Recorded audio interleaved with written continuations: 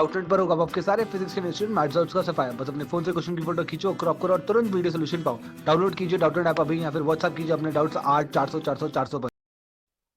Hello guys, इस question में हमें दिया गया है cylindrical capacitor is constructed using two coaxial cylinders of same length 10 centimetre of an radii 2 mm and 4 mm।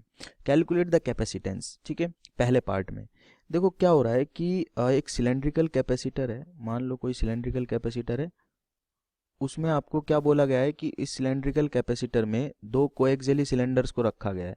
ठीक है, ये इस तरह से है, आपको इमेजिन करना पड़ेगा।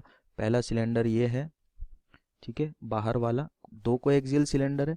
तो मैं इसको थोड़ा सा बनाने की कोशिश करता हूँ। एंड दूसरा सिलेंडर इसके अंदर ये है। ठीक है, तो देखो सिलेंड्रिकल जो आपके पास कैपेसिटर होता है उसकी कैपेसिटेंस होती कितनी है एक्चुअल में।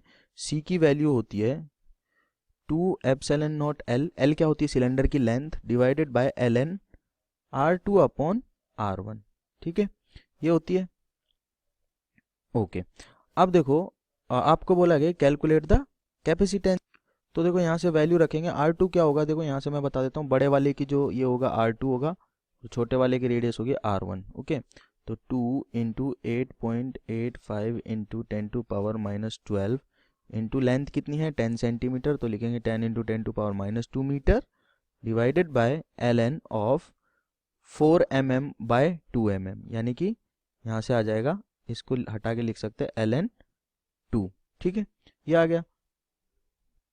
तो इस एक्सप्रेशन को सॉल्व करने पे जो कैपेसिटेंस आएगी वो कितनी आ जाएगी, 8 पिको फैरेड। ओके, अब नेक्स्ट पार्ट में क्या बोला गया है कि another capacitor of same length is constructed with the cylinder of radii 4 mm and 8 mm। तो कैलकुलेट द कैपेसिटेंस। अब क्या है कि लेंथ तो सेम रहने वाली है, ठीक है, लेकिन रेडियाई चेंज हो गई है। अभी रेडियाई क्या हो गई है, अभी हो गई है 4 and 8।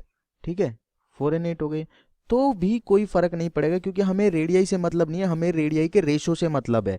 ठीक है, L N R2 upon R1, देखो दो तो कांस्टेंट है, एप्सिलॉन नॉट भी कांस्टेंट है, लेंथ सेम रहने वाली है तो कांस्टेंट है। R2 और R1 का रेशो जहां पे चेंज हो गया वहीं पे कैपेसिटेंस चेंज हो जाएगी। तो R2 और R1 का रेशो देखो पहले कितना था, 4 और 2 यानी कि 2 था। R2 by R1 first case में, केस 1 में R2 बाई R1 जो था वो कितना था, 2 था। सेकंड केस में क्या होगा, R2 बाय R1 जो होगा वो कितना हो जाएगा, देखो 8/4, यानी कि अभी भी 2 है तो सेम वैल्यू बनेगी ln2, 2 epsilon not L upon ln2। अब ln2 का मतलब क्या हो गया, ये पहले केस में भी ln2 था, अभी भी ln2 ही रहने वाला, दूसरे केस में भी। रेडियस का जो मेजरमेंट है, या मैं बोलूँ रेडियस जो है, माप है रेडियस की, वो चेंज हुई है, उनका रेशियो थोड़ी ना चेंज हुआ है, रेशियो तो सेम है। तो मैं बोलूँगा कि कैपेसिटेंस जो है in this case will be same as 8 pico farad. ठीक है, आप वैल्यूज रख के कैलकुलेट कर सकते हैं, नो डाउट, बट अगर आप कॉन्सेप्चुअली क्वेश्चन को देखेंगे तो आपको पता चलेगा भाई 2 कांस्टेंट है, एप्सिलॉन नॉट कांस्टेंट है, क्वेश्चन में दिया हुआ है कि लेंथ भी कांस्टेंट रखनी है, सेम लेंथ दिया हुआ है। ठीक है, बस रेडियस चेंज कर दिए। जब रेडियाई चेंज हो गई है तो उससे उसका रेशो चेंज होना चाहिए था, लेकिन रेशो तो स्टिल सेम आ रहा है। रेशो सेम आ रहा है तो हमें तो फर्क रेशो से पड़ता है। अब रेशो सेम है तो हम बोलेंगे कि इसकी भाई कैपेसिटेंस भी 8 पिको फैरेड होगी।